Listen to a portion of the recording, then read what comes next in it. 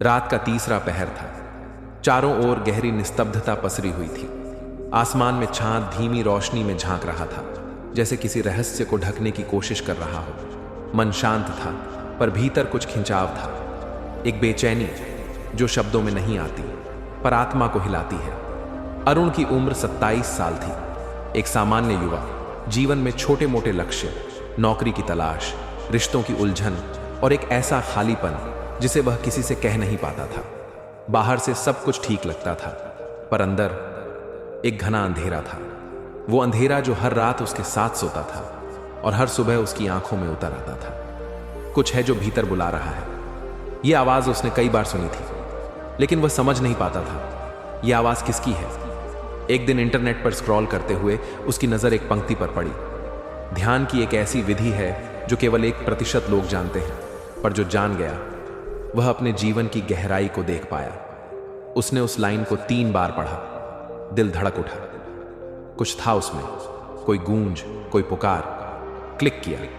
एक पुराना वीडियो था, कोई प्रचार नहीं, कोई फैंसी ग्राफिक्स नहीं, बस एक शांत से व्यक्ति की धीमी आवाज थी। ध्यान कोई उपाय नहीं है, ध्यान एक उतरना है, भीतर उतरना। लेकिन ध्यान तब तक नहीं होगा जब तक तुम भीतर जाने को राजी नहीं हो। अरुण स्क्रीन की ओर एकटक देखता रहा। पहली बार उसे लगा, मैंने अपने जीवन में सब कुछ कोशिश की है, पर खुद के साथ बैठना नहीं सीखा। उस रात उसने तय किया, वह ध्यान की उस गुप्त विधि को सीखना चाहता है। लेकिन यह विधि किसी को सिखाई नहीं जाती, यह दी जाती है जब साधक तैयार होता है। अरुण ने अगली सुबह तय किया, वह शोर से दूर, शहर से कुछ दिनों के लिए अलग जाएगा। उसने पहाड़ियों में एक आश्रम की जानकारी ढूंढी, जहां भीतर उतरने का अभ्यास होता था। आश्रम कोई सामान्य जगह नहीं थी, वहां कोई विज्ञापन नहीं था, न ही वेबसाइट। बस कुछ पुराने लोगों की कहानियां थीं जो लौट कर कहते थे, मैं अब पहले जैसा नहीं रहा। वो एक कच्ची सड़क से होता हुआ उस आश्रम पहुंचा।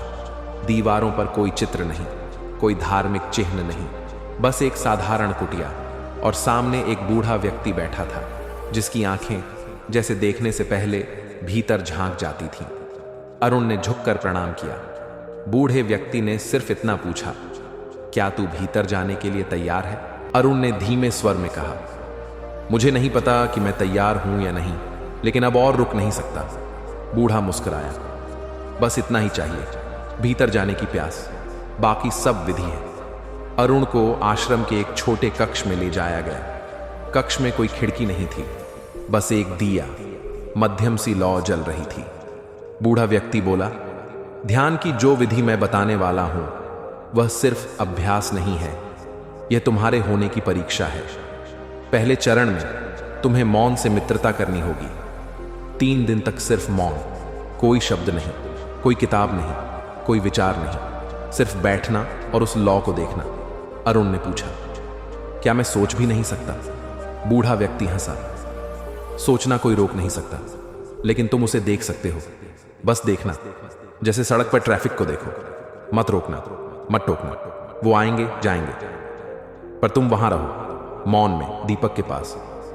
पहले दिन अरुण दिए के सामने बैठ गया। शुरुआत में अच्छा लगा, शांत वातावरण, धीमी रोशनी और कोई काम नहीं। पर 1 घंटे के अंदर ही बेचैनी शुरू हुई। पीठ में दर्द, मन में विचार, पुरानी बातें, अधूरे सपने, अफसोस, डर, गुस्सा, सब आ गए। जैसे उसका भीतर एक कोठरी थी जिसमें ये सब बंद थे, और अब सब बाहर निकल रहे थे। मैं बैठा क्यों हूं? इससे क्या होगा? शायद यह सब बकवास है। मन बगावत कर रहा था। लेकिन जैसे ही वह दिए की लौ को देखता, कुछ पल के लिए सब शांत हो जाता, फिर विचार आ जाते। यह संघर्ष चलता रहा। उस रात वह बेचैन होकर सोया, लेकिन एक हल्की सी बात भीतर गूंज रही थी, मैं भाग नहीं रहा, मैं देख रहा हूं। शायद पहली बार दूसरे दिन लौ को देखते हुए अरुण को अपने बचपन की बातें याद आने लगीं। पिता का कठोर चेहरा, मां की चुप्पी, स्कूल में मिली उपेक्षा, पहली असफल मोहब्बत, हर दृश्य जैसे फिर से जी रहा था। उसका शरीर वहीं था, पर उसका मन अतीत में तैर रहा था। पर उसने एक बात सीखी, अगर मैं इन भावनाओं को रोकूं नहीं और बस उन्हें महसूस कर लूं, तो वे थोड़ी देर बाद खुद ही शांत हो जाती हैं। यह ध्यान नहीं था, यह अपने अंधेरों को देखने की शुरुआत थी। शाम होते होते उसे लगा जैसे वह कुछ किलो हल्का हो गया हो। रोने का मन हुआ पर आंसू नहीं आए, बस एक भारीपन उतर गया था। तीसरे दिन जब वह लौ को देख रहा था, अचानक उसे कुछ महसूस हुआ, जैसे कोई दरवाजा खुला हो। विचार बंद नहीं हुए थे, पर अब वे पीछे थे। उसका ध्यान लौ पर नहीं था, अब वह जैसे खुद लौ बन गया था। कुछ देर के लिए उसे कोई नाम याद नहीं रहा, न उम्र न उद्देश्य, बस एक मौन जिसमें सब कुछ था, शब्दों के बाहर का अनुभव। फिर जैसे ही उसने यह महसूस किया, विचार वापस आ गए, लेकिन अब वो डरे नहीं। बूढ़े व्यक्ति आया और उसने पूछा, क्या अब तू मौन से डरता है? अरुण ने कहा, नहीं, अब मैं मौन से प्रेम करता हूं। बूढ़ा बोला, अब तू तैयार है दूसरे चरण के लिए, जहां मौन के भीतर तू खुद को देखेगा जैसे कभी नहीं देखा। अरुण अब मौन से मित्रता कर चुका था। वह जान चुका था कि विचारों को रोका नहीं जा सकता, उन्हें सिर्फ देखा जा सकता है। वह लौ के माध्यम से पहली बार खुद को देख पाया था, पर यह तो बस आरंभ था, अभी पूरी यात्रा बाकी थी। 3 दिनों की मौन साधना के बाद चौथे दिन वह बूढ़े व्यक्ति के सामने बैठा। उसकी आंखें अब जरा शांत दिखती थीं, जैसे किसी आंधी के बाद का आकाश। बूढ़े व्यक्ति ने कहा, अब तू तैयार है दूसरे द्वार पर पहुंचने के लिए, लेकिन यह द्वार केवल आत्मा से खुलता है, विचार से नहीं। अरुण ने पूछा, मैं क्या करूं? बूढ़ा मुस्कुराया, कुछ नहीं, अब तुझे करना नहीं है, बस होना है। बूढ़े व्यक्ति ने अरुण को एक नई विधि दी।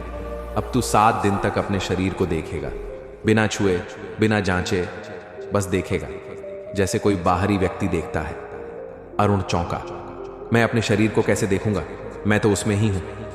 बूढ़ा बोला, यही भ्रम है, तू शरीर नहीं है, तू वह है जो शरीर को देख सकता है, और ध्यान की यह विधि तुझे शरीर से बाहर ले जाने वाली है। उसने बताया कि उसे रोज सुबह, दोपहर और शाम 3 बार एकांत में बैठकर शरीर को महसूस करना है। सिर से लेकर पैरों तक हर अंग को देखना है, जैसे कोई भीतर से रोशनी फेंक रहा हो। कोई निर्णय नहीं, कोई बदलाव नहीं, बस देखना। पहले 2 दिन अरुण ने जब यह अभ्यास शुरू किया तो उसे अजीब अजीब चीजें महसूस होने लगीं। कभी कोई अंग भारी लगता, कभी हल्का, कभी बेचैनी होती, कभी झुंझुनाहट। एक रात उसने आंखें बंद कीं और अपने पेट को महसूस करने लगा। वहां एक भारीपन था, जैसे कोई पुराना डर वहां छिपा बैठा था। वह बोझ था जिसे उसने सालों से दबाकर रखा था। वह डर बाहर आने लगा।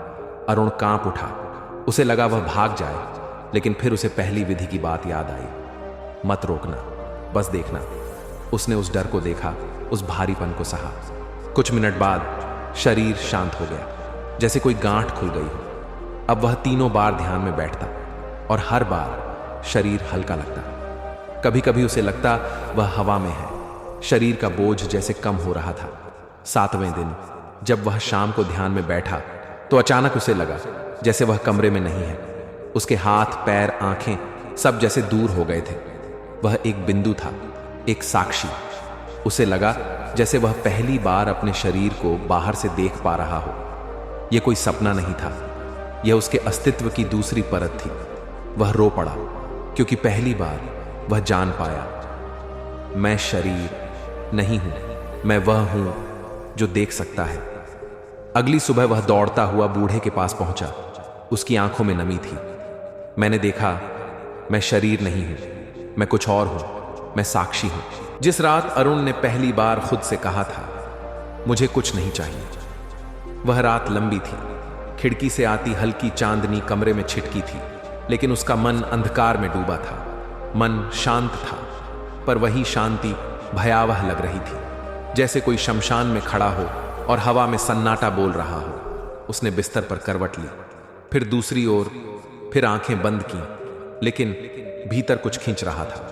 कोई पुराना धागा जो बरसों से गांठ बनकर पड़ा था, अब खुल रहा था और खुलते हुए जलन दे रहा था। मैं कौन हूं? यह सवाल उस रात पहली बार नहीं आया था, लेकिन उस रात यह सवाल चुपचाप उसके भीतर बैठ गया था। अब तक वह जो भी था, उसका नाम, उसका काम, उसकी पहचान, उसके संघर्ष, सब एक कवर पेज जैसे थे, जिस पर मोटे अक्षरों में लिखा था, मैं। अब वह उस पन्ने को फाड़ना चाहता था, लेकिन जैसे ही फाड़ने की कोशिश करता, भीतर से आवाज आती, अगर ये मैं नहीं रहा तो क्या रहेगा? डर, एक गहरी खामोशी का डर, क्योंकि अगर मैं नहीं रहा तो बचता है क्या? शून्य। और फिर मन उस शून्य से डर कर उसी पुराने पन्ने पर लौट जाता।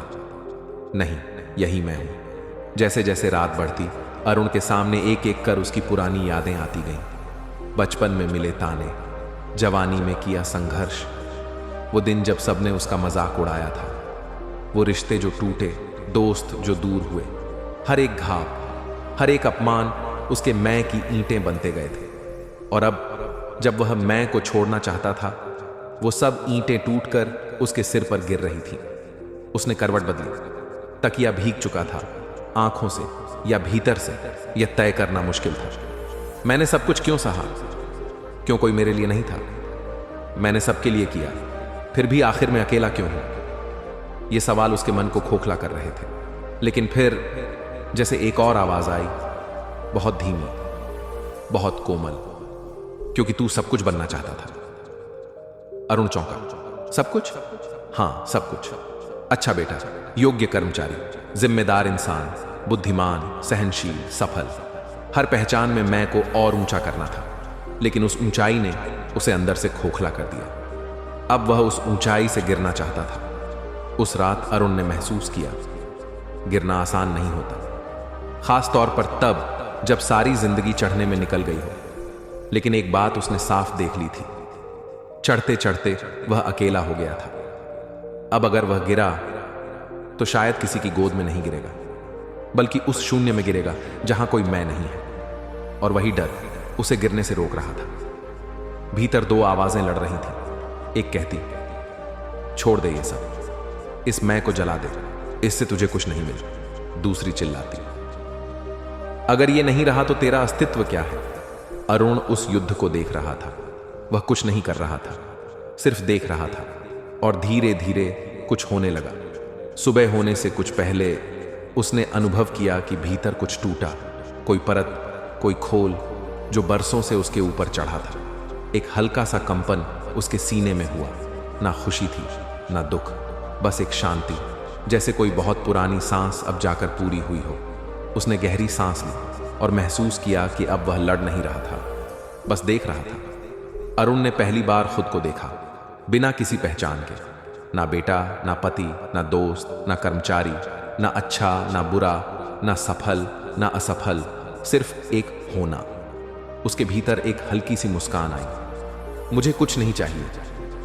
ये शब्द अब बोझ नहीं लग रहे थे, बल्कि मुक्त कर रहे थे। उसने अपनी आंखें बंद की। कोई विचार नहीं था, कोई योजना नहीं, कोई याद नहीं। एक खालीपन था, लेकिन वो डरावना नहीं था। वो खालीपन उसे भर रहा था, वो शून्य जिसमें अब कोई मैं नहीं था। और इसी में एक नई शुरुआत छिपी थी। अरुण की आंखें धीरे धीरे बंद हो गईं। कमरे में फैलती चांदनी अब फीकी पड़ चुकी थी, लेकिन भीतर उसके मन की एक नई दुनिया खुल रही थी। एक ऐसी दुनिया जहां कोई हलचल नहीं, कोई उथल पुथल नहीं, एक गहरी अमिट खामोशी। वह उस खामोशी में उतरता गया, जैसे कोई नदियां अपने स्रोत की ओर बहती है। अरुण ने महसूस किया कि जो मैं वह था, वह धीरे धीरे घुल रहा है, जैसे बर्फ धूप में पिघल जाती है। सब पहचाने, सब सीमाएं, व्यक्ति, परिवार, समाज, काम, भावनाएं, इच्छाएं, वह सब पीछे छूट रहा था। अब वह एक निर्धारित रूप नहीं था, बल्कि केवल होने की सहजता थी। कहीं दूर, कहीं अंदर एक शून्यता फैल रही थी। यह शून्यता खालीपन नहीं थी, यह वह जगह थी जहां से सब कुछ जन्म लेता है और सब कुछ लौटता भी है। उस शून्य में अरुण ने पहली बार महसूस किया कि उसका असली अस्तित्व कोई पहचान या रोल नहीं था। वह था तो केवल सांस लेने वाला प्राणी। उसने अपनी सांसों को महसूस किया, एक एक सांस जो आ रही थी, एक एक सांस जो जा रही थी, बिना किसी पूर्वाग्रह, बिना किसी इच्छा के। यहां न कोई दुख था, न खुशी, सिर्फ शुद्ध होना था। उस पल अरुण के भीतर एक गहरा सुकून फैल गया, जैसे बहुत लंबे समय तक बंद एक खिड़की खुल गई हो और ताजी हवा अंदर आ गई हो। अरुण ने जाना कि मन की सारी बेड़ियां, सारी बंदिशें वह मैं की कल्पना थी, जो सोचता था कि वो दूसरों से अलग है, जो चाहता था कि उसे सभी प्यार करें, जो चाहता था कि उसकी जिंदगी मतलब भरी हो। लेकिन असल में यह सारी चाहतें और कल्पनाएं एक भ्रम मात्र थीं। जैसे कोई धुंध में खोया हुआ राहगीर हो जो सोचता है कि उसे कोई रास्ता मिलेगा। जब उसने उस धुंध को स्वीकार कर लिया, जब उसने उस धुंध में खुद को खो दिया, तब उसे पता चला कि वह राह तो भीतर ही थी। अरुण ने महसूस किया कि उसका संघर्ष, उसका दर्द, उसका सारा संघर्ष तभी खत्म हो सकता है जब वह उस मैं को छोड़ दे, जिस पर उसने सालों तक अपने अस्तित्व को टिका रखा था। और वह मैं छोड़ना आसान नहीं था। यह वही था जो उसे दुनिया में टिकाए रखता था, लेकिन अब वह जान चुका था जिससे लगाव है वही सबसे बड़ा बंधन है। जब वह लगाव खत्म हुआ तो बंधन भी टूट गया, और तब वह पूरी तरह आजाद था। अरुण ने महसूस किया कि आजादी का मतलब यह नहीं कि वह दुनिया से कट गया, बल्कि इसका मतलब था कि वह अपने आप से भी कट गया। अब वह न किसी के लिए था न किसी से, वह न अपने लिए था न अपनी इच्छाओं के लिए। इस निष्कर्ष ने उसे डराया नहीं बल्कि सुकून दिया, क्योंकि उसने जाना सच्ची मितव्ययिता में ही असली शक्ति है। जहां इच्छाएं नहीं वहां शांति है। जहां मुझे चाहिए का अंत होता है वहां मैं हूं की वास्तविक अनुभूति होती है। अरुण ने उस समय प्रकृति की हर एक चीज में अपना प्रतिबिंब देखा। पेड़, हवा, सूरज, चांद सब एक थे। कोई तुलना नहीं, कोई अलगाव नहीं। वह भी उसी का एक हिस्सा था, वह भी उसी का अनंत विस्तार था। अब न किसी चीज से उम्मीद थी न किसी चीज से डर, बस एक गहरा समरसता था। उस अनुभव ने अरुण को अंदर से बहुत विनम्र बना दिया। वह जान गया कि उसकी अहमियत कितनी अस्थायी है।